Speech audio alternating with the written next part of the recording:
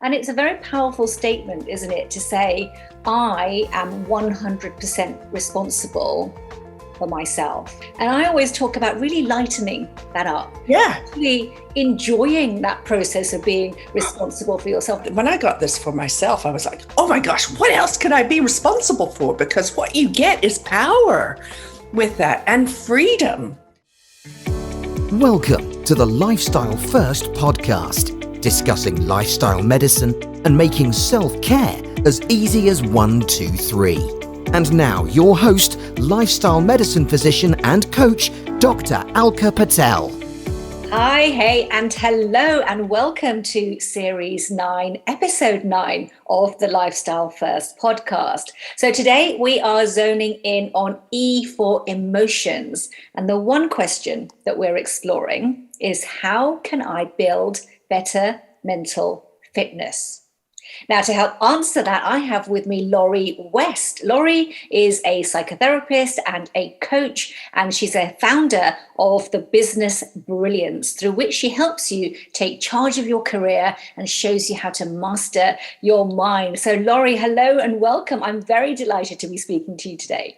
Hello, Alka. Thank you so much for having me. I look forward to it. Absolute pleasure. Now, mental fitness is what I wanted to zone in on, because it's become this phrase, hasn't it, that we're really starting to use quite commonly. And I know that you talk about it, but more specifically, you talk about switching on your mental fitness. So tell us, what do you mean by that?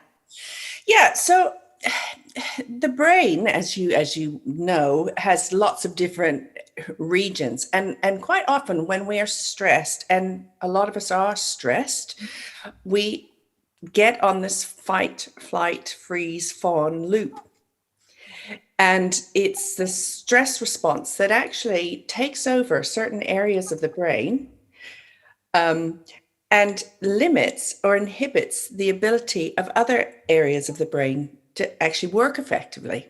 Mm-hmm. So what I help people to do is switch that off. We don't want to switch it off completely, because you need to have this survival mechanism in place. It's really important, but it's making sure that it's being used appropriately and you're not stuck on the loop.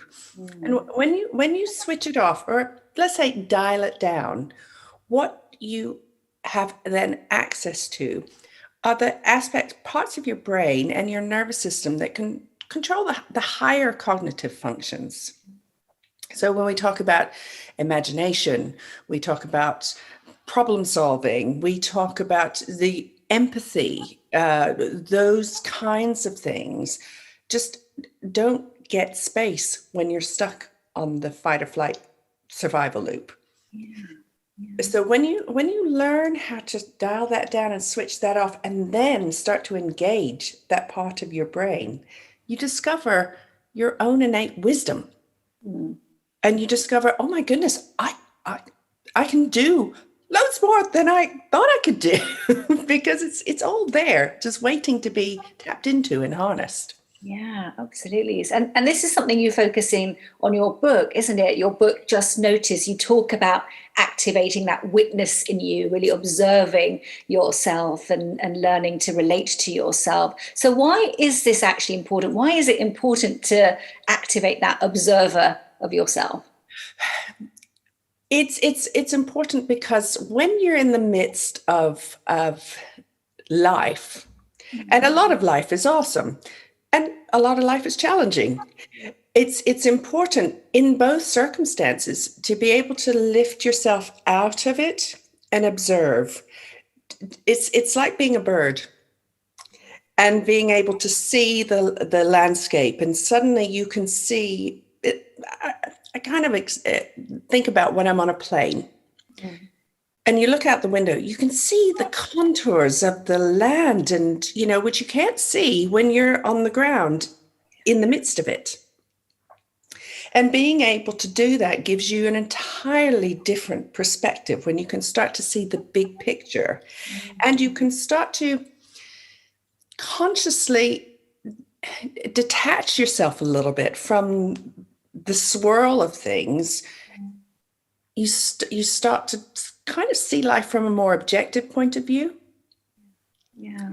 And it gives you the power to regulate emotions, which a lot of people find challenging.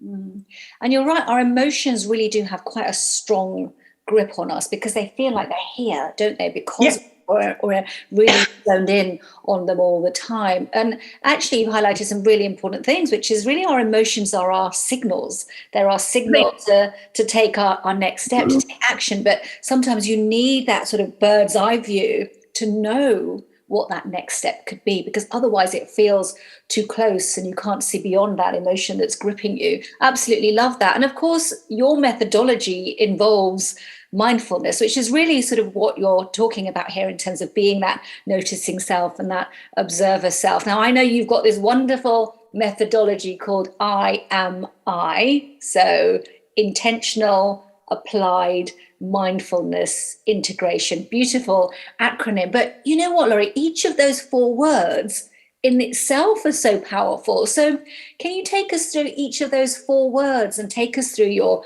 methodology as well? Absolutely. So one of the things that I came up with this methodology because I was looking for a way to support business people to actually apply mindfulness in the workplace. You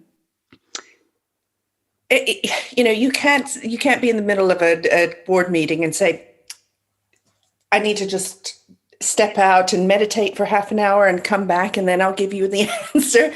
You need to be able to check in with yourself in the moment and ask yourself those pertinent questions in order to be able to come across and be powerful in situations and being able to be highly effective in situations. So the methodology really is about teaching people to self-reflect, but being very intentional about what they're reflecting on. And the integration part is about integrating the thoughts, the emotions, the feelings, the sensations, the attitudes, and the behaviors, starting to help people see that actually these neural pathways have a whole chain of events. So if you can start to recognize how a thought kicks off a whole chain of events, you can deconstruct the event itself and start to respond to life rather than react to life. And sometimes it takes a little bit of work to actually collapse some of these neural pathways that are unproductive. And we've all got them because we've all made decisions about who we have to be, who other people ought to be, that actually limit us. So the idea is to deconstruct those and then create new ones that are actually more supportive of who we choose to be going forward. And for me, I'm really practical. Things have got to be easy to do and easy to apply.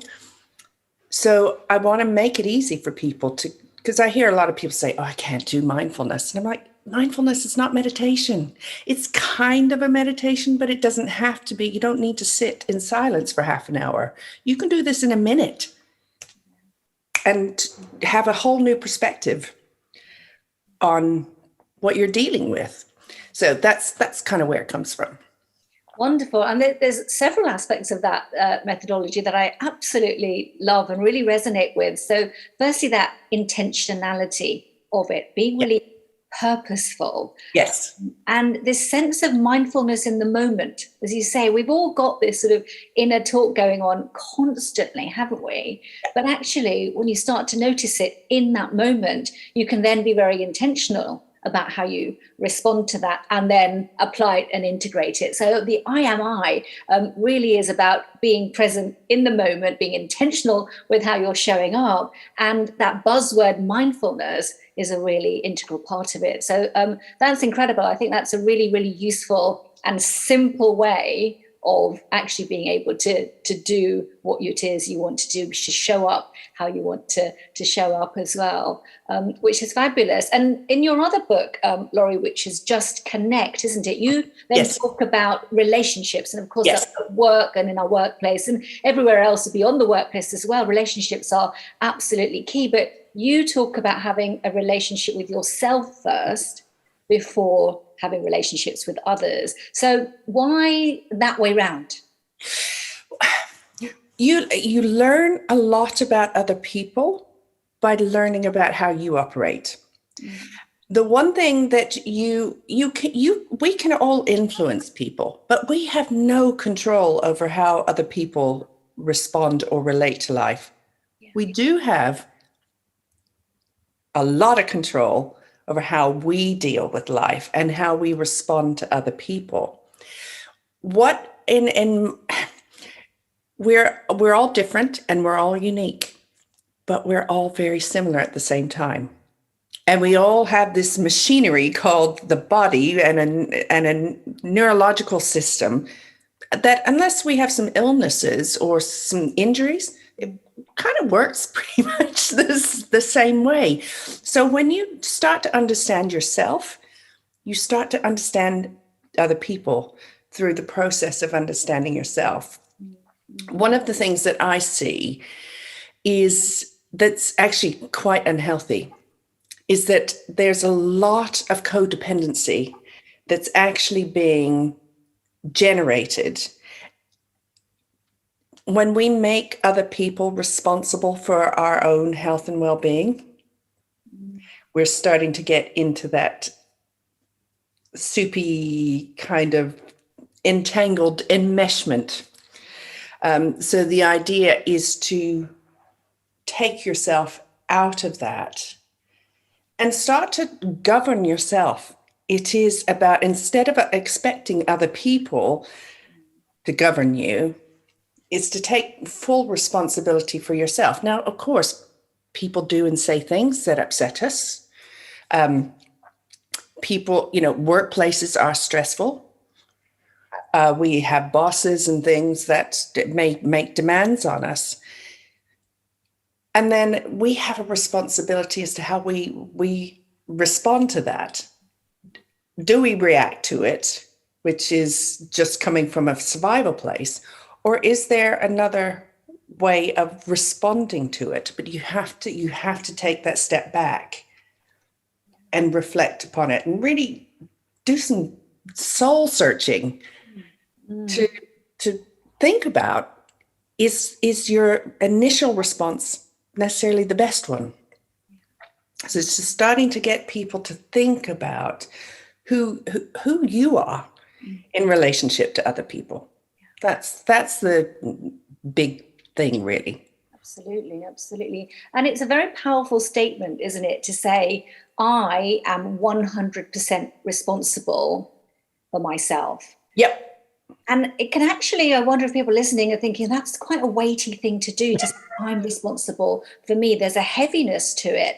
And I always talk about really lightening that up. Yeah. Actually enjoying that process of being responsible for yourself, being curious about yourself, as you say, sort of noticing yourself, being your own witness to yourself, thinking about what those connections and relationships are like, and actually enjoying that process of being 100% responsible for yourself is so important, because otherwise it can, again, in itself create the stress and the heaviness that you started talking about, don't you think? Yeah, I think yes, people do hear the word responsibility and think, oh my goodness. What I want to say to people is, when I got this for myself, I was like, oh my gosh, what else can I be responsible for? Because what you get is power with that, and freedom by actually taking yourself on. And it does feel scary in the beginning, but it's the most joyous thing that I've ever discovered in my life. And I think the other thing too that I've discovered is, after 23 years of being in personal development, I am still discovering stuff about myself. Once you start to turn within and start to get to know yourself, does it ever end? I don't know. Absolutely. And I know you describe yourself as a personal development junkie, don't you? Which I can see with all that energy about you. But just to zone in then on the mindfulness piece again, isn't for everybody, is it? You have come across people that mindfulness isn't for, that you describe as contraindications, that really you shouldn't be practicing mindfulness. Can you just go through that, just so that listeners are aware of the safety aspect of it, really? Because as you said right at the beginning, we're tapping into your nervous system. So tell us, what are those contraindications as such to mindfulness? Well, there's a long list of contraindications. You can go to my website if you want to have the list. There's everything from pregnancy, for example, and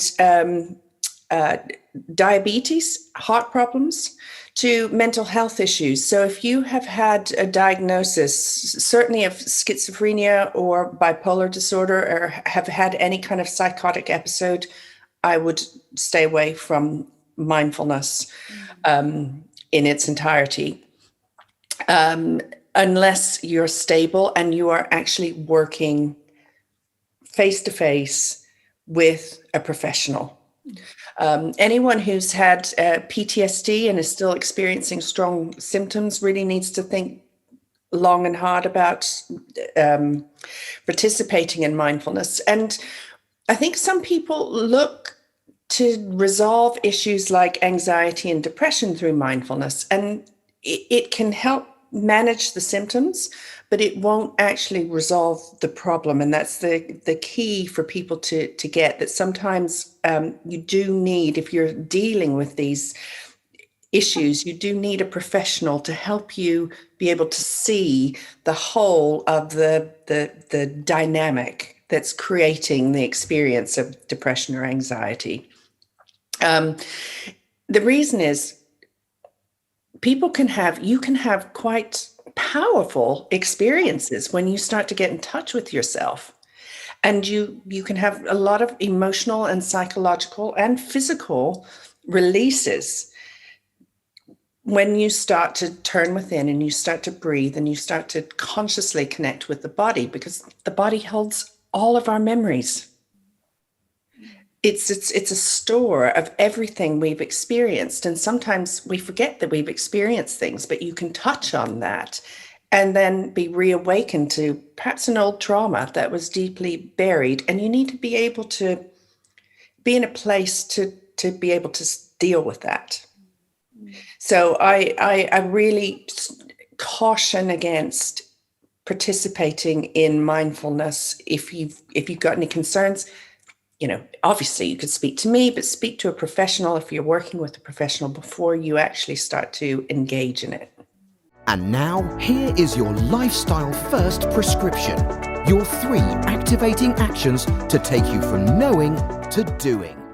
Okay. So that's really useful to know. So just to be mindful of mindfulness and actually of the effect and the impact and the release that you could experience. So it's possibly less about mindfulness isn't for you, full stop, but more perhaps guided mindfulness may be more appropriate with that with guiding arm and someone to connect with about it as you really are having that reveal and that experience. So wonderful. Thank you for sharing that, Laura. I think that was just important to touch on, as you say. So can you now then give us some actions? Give us 3 actions, 3 takeaways for people listening who are thinking, I really want to start impregnating this into my mental fitness. What do we need to do? Well, the first thing is just to remove all sort of expectations from yourself about, people get inspired by things. Oh, I'm going to start doing mindfulness every day. And then, it peters off. So play with it. The second thing I would say is start to see if you can integrate just moments of just stopping and breathing into your day, particularly into your work day. But if you're a busy mom, and you're running around with children in the house, just see if there's a moment where you can just take a few deep breaths in through the nose and out through the mouth, and see if you can fill up, as you breathe in, just fill up your entire torso with air, and very, very gently do it. And when you breathe out through the mouth, because that helps you to release a lot of the pent up energy that you may be experiencing. And the final thing I would say is, like, if you've got an issue that you think mindfulness might be able to help you resolve, go and speak to someone who practices mindfulness, whether you do it online or you do it face to face with someone, but get the support and be instructed as to how to do it properly. That will inspire you to take things further. But, I've heard from friends of mine, for example, who have started applying mindfulness into their coaching, and they have people crying in their sessions. It recognize that actually sometimes it's very moving, deeply touching to start to relate to yourself in a very considered way. So be gentle with yourself. Oh, that's really, really helpful. So some great starting points for people listening, Laurie. Thank you for that. So have fun with it. Just start. Be mindful in the moment, and the easiest place is to just start with your breath, and then reach out for support to take you deeper. Wonderful. Yes. Thank you so much. I'm sure people listening today will want to reach out to you and perhaps talk to you about what you're doing. So what's the best place to find you? I've got I'm on LinkedIn and Instagram. And my website is a bit of a long one, businessbrillianceworkplacemindfulness.com.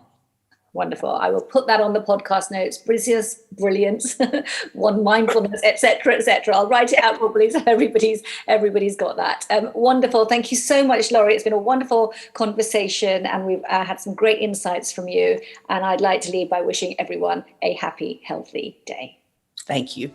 Thanks for joining us on the Lifestyle First podcast. Don't forget to subscribe and share. To learn more, please visit www.dralkapatel.com.